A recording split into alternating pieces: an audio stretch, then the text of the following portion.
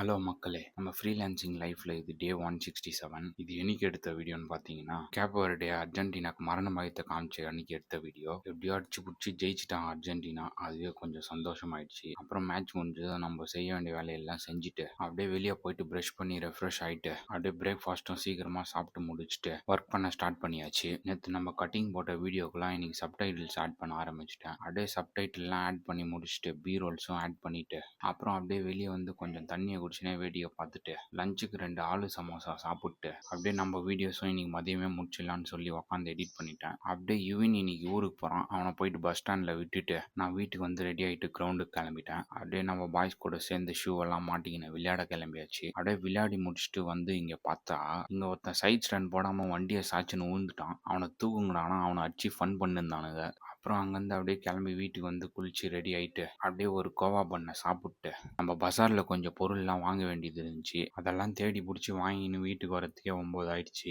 அப்புறம் டின்னர் சாப்பிட்டு கொஞ்ச நேரம் ரெஸ்ட் எடுத்துட்டு, அப்புறம் நம்ம காலையில் பண்ண வீடியோ கொஞ்சம் லைட்டாக பட்டி டிங்கரிங்லாம் பார்க்க வேண்டியது இருந்துச்சு. அப்படியே Canada Morocco round of 16 match பார்த்துக்கினே பண்ணி முடிச்சிட்டேன். அப்புறம் அந்த வீடியோவை அப்படியே எக்ஸ்போர்ட் பண்ணி கிளைண்ட்டுக்கு ஒரு 2 மணி போல் சென்ட் பண்ணிட்டேன். இன்னைக்கு கதை அவ்வளோதான். நாளைக்கு பார்க்கலாம். பாய்.